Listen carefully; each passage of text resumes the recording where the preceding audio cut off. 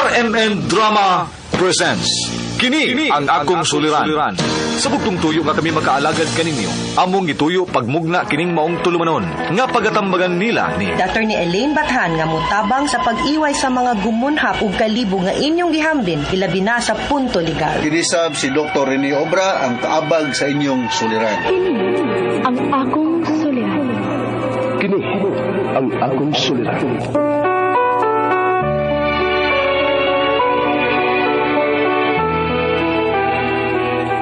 Sa atong pagkaymugso ng kalibutan, gikalawaan at ang daan sa atong suliran. Ang suliran mo'y kabahin sa itong inadlang panginabuhian. Aba na doon ay suliran nga dili mo mapasan nga ikaw ra. Nagkinahanglan kag katabang aron sa pagsulbad ni ini. Nagkinahanglan kag kahayag na may mulamdag sa imong unahuna. Ug tungod ni ini, natawag kini nga atong tulumanon nga naguluhan. Kini ang akong suliran. Kini ang akong suliran. Mga minugbong duwa nga matapos lang sa usa ka hugna, mga kinutlog gikan sa mga suwat sa mga minahal namong tigpaminaw. Busa kung aduna kamoy suliran nga naggumon karon sa inyong galamhan, suwata ka na og ipadala ning atong tulumanon. Kini ang akong suliran. Aron kabuhatan ka na og duwa sa kahanginan og pagatambagan sa mga bulawan ng hunahuna. Kini ang akong suliran.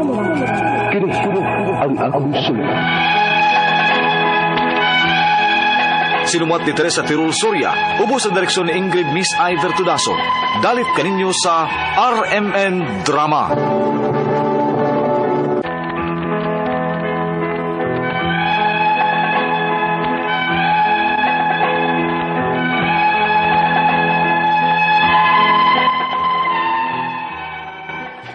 Ayong adlaw kaniyong tanan nga nagpaminaw karon ning tulumanon, kini ang akong suliran. Ilabi na kaninyo Dr. ni Obra o Dr. ni Elaine Bathan.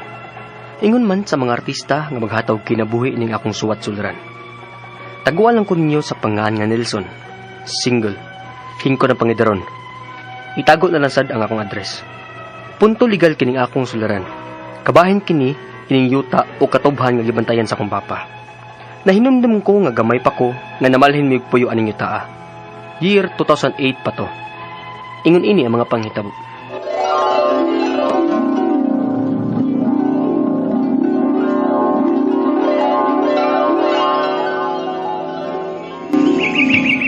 Ikan karon, dili mo tapuyo ha, Aida. Ay, husto ka ning atong gibuhat din. Nga gibiyaan ta ang atong bahay, nga namalhin ta ning katuban sa imong amo. Mail lang ni kisawa, gyud. Mail lang kay gifiral ko ani sa akong amo. Sa mawad ang kong trabaho, kay larga siya sa linasod. Unya, pila may sweldo nimo sa pagbantay nimo ning katuban? Wa may sweldo nga gisgutan bayan sa pagbantay ko ang katubhan. Apan sulan ko niya kung unsa may akong matrabaho din sa iyang katubhan. Oh, wa day kay sweldo sa pagbantay? Sige lang, good. Ang kana lang swelduhan ko sa akong matrabaho o papuyo ta din sa ilang yuta, dako na kinang pribilehiyo eh. Tino.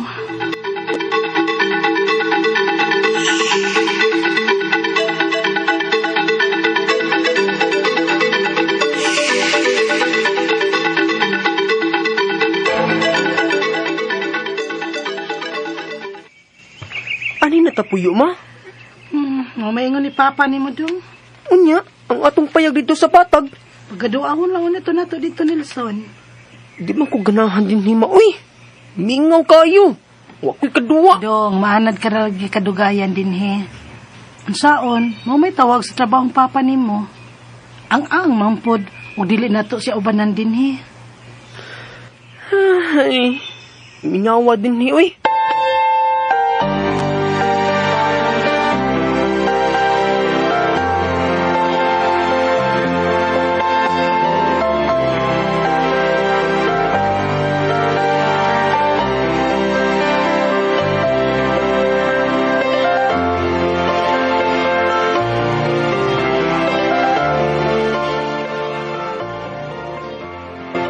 Mau ba?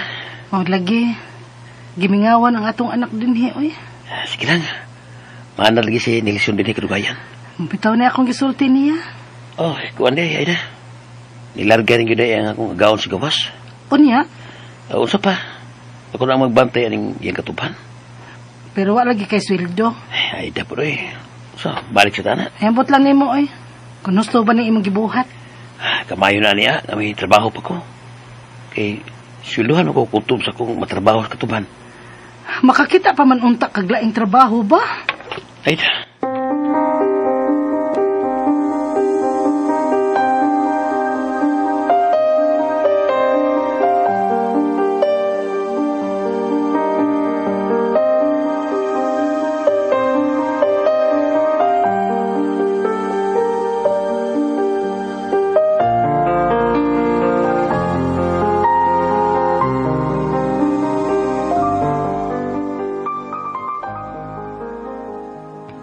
Di Aida, nanampi di ka sa laing tao bahining atong pagpuyo din sa yutas ko amo.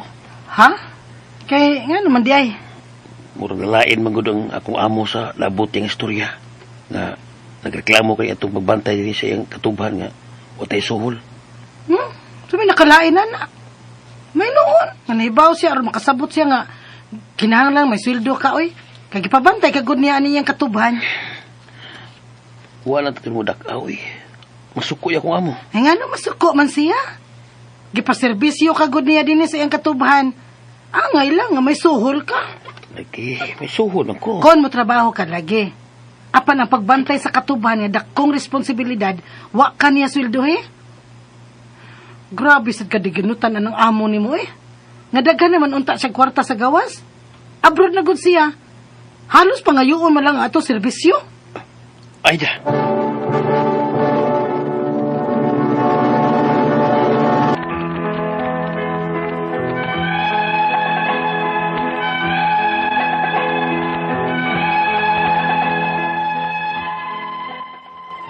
Mao'y kasagaran akong madunggan sa akong maginikanan bahin sa among pagpuyo ining yutaa.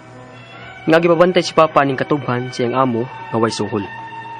Kung may trabaho lang nga mahimo si Papa sa katubhan ang suhulan. Apan na pagbantay, wa. Hangtod nga ng labay ang mga tuig, nauli ang tag-iya sa katubhan nga among gibantayan. Unya. Ha? Niya na si Sir Marco, Aida? Oo.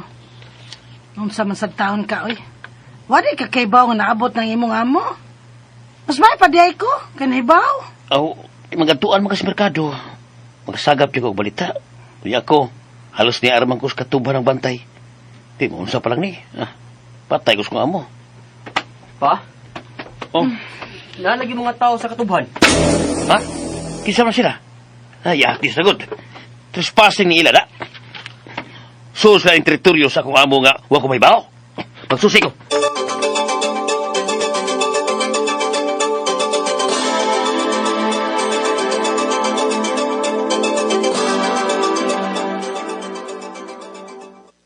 Kinsa mo? Kung anong niya ang bilis katubas ko amo? Kinsa mo? Pa, kalma lang pa. Gipadami si Marco din aron mo yung trabaho sa katuban. Usa? Nga lugod? Nga may mga tao naman nga nagtrabaho di. O gusto na ko, anak? Wala may kalibutan na basta kayo gipadara sa bidin he. Nga lugod eh. Pita. Pasagihin na sila pa, oy. Kaya gibadam sa kahana sila sa imong amo. Di na mo. Kailangan magkasulti ni Sir Marco ini. Pa.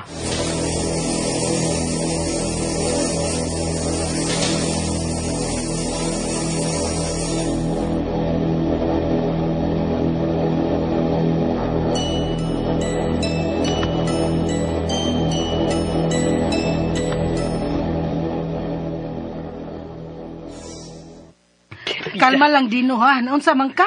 Namuha man ang naong nimo. Musaka ba yan imong dugo? Daghan na niya tag problema.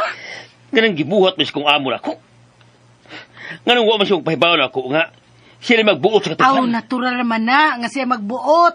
Kay iyaha man ning katuban. Para siya pagikan padung sa gawas, ako iyang gibindan ini, di ba? Nakiksabot na siya na ako. Nga ni ibuhaton. Di kay matinga na lang tayo nga may mga tao na siya din nga gipada nga mo ni mo trabaho sa katuban. Makunsan mo kayo ini. Mao gani pagstorya mo pa. Aron maklaro nimo ang tanan. Apan kalma lang. Ayoy paagi sa kasuko. Oh, atuon ko bitaw yan siya. Magusay ni. Karon pa lang gani oh.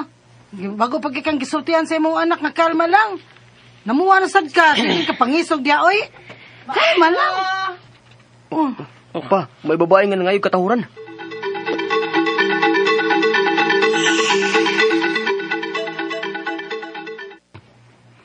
Gipada akong Sir Marco dinhi aron ipaabot nimo ni Dino nga nahibaw siya nga suko kuno kaniya. Ug kun unsa man gani kuno, mahimo raman kuno mong mamahawa ning iyang yuta. Unsa? Ikahanggaw ang utok na niya. Paatubagan sila ko, be. Mag-istorya may lalaki sa lalaki. Ba?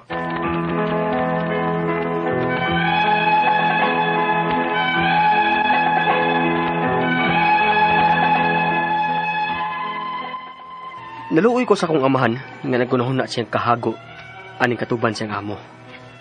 Dugay na ba siya nagbantay ani? Unya karon, murag na usaban ang dagan sa pagkunahon na siyang amo. Nagpakita mo gud siya aksyon nga papahawaon na mi siyang yuta ba? Ang ako mga pangutana mao kini mosunod.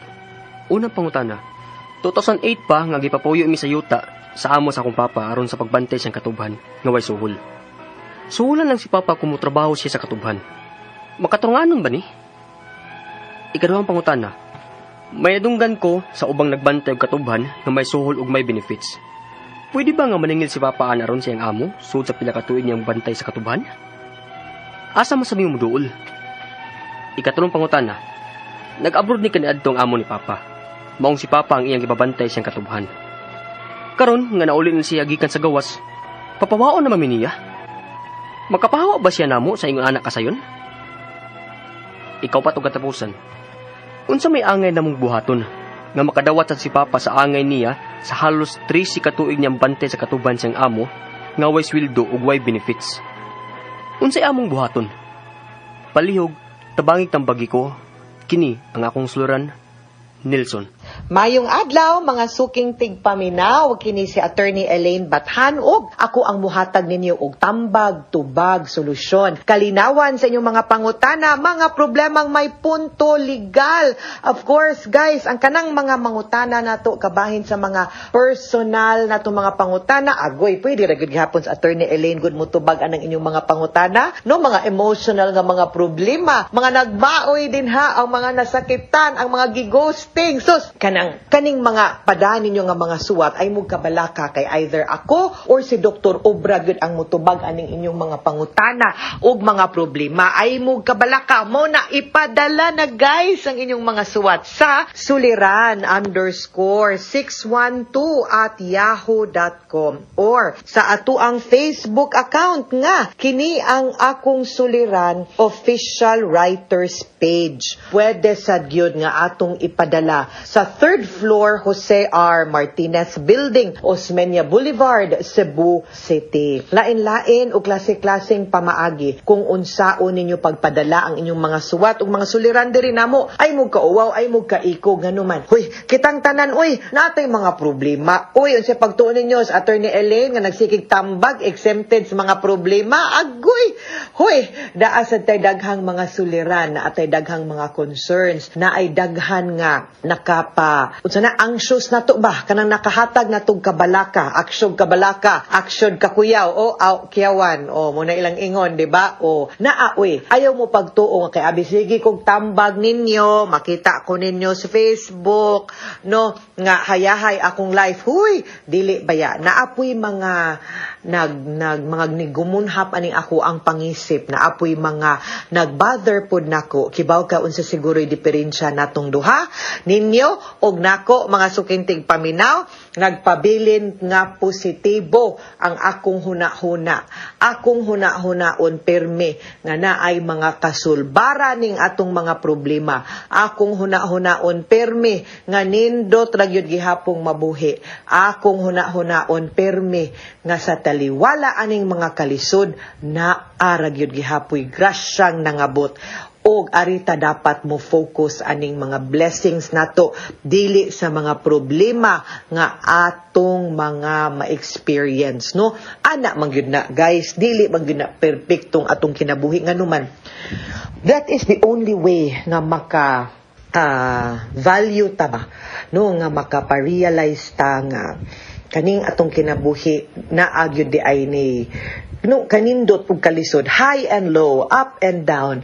Muna ilang ingon nga lingin man ang kalibutan, no? So ayaw mo kabalaka ana. Padayon lang gyud gihapon ta. Shout out sa tanan nga magsigig paminaw nato live matag adlaw, Luzon, Visayas ug Mindanao. Salamat kaayo ako, mapasalamaton kaayo ko sa mga nag-like ug follow sa kini ang akong suliran official writers page, ang mga nag-like ug nag-follow ug more importantly mga naminaw ug nagsubaybay sa tanang programa, dili lang sa kini ang akong suliran, sa tanan natong mga program on air sa atuang RMN Facebook account. Dinha na ninyo mapaminaw guys. Ug pwede pod ninyo i-like ko ug i-follow sa Elaine Bathan on Facebook. Or you may like and follow me on Twitter and on Instagram, Attorney Elaine. Punto legal ang ato ang pangutana og ato ang problema og ato ang drama nga napamati kaganina guys. Taguon nato man to siya sa pangalan nga si Nelson. Single, hingkod og pangidaron. Di lang nato isulti ang iyahang address ug kabahin man ni sa yuta og katubuhan nga gibantayan atong iyahang papa, no? Katong 2008 pamanton ni sila namalhin aning yuta, no? Og dugay na silang nagbantay ana unya nausab kuno ang dagan og paghuna-huna sa amo or sa katong tag-iya atong yuta. Mura kunong gipadungugan naman to silang papahawaon, no? Muna unang pangutana 2008 pa nga gipapuyo mi sa yuta sa amo sa ako ang papa aron sa pagbantay sa iyahang katubuhan nga way suhol.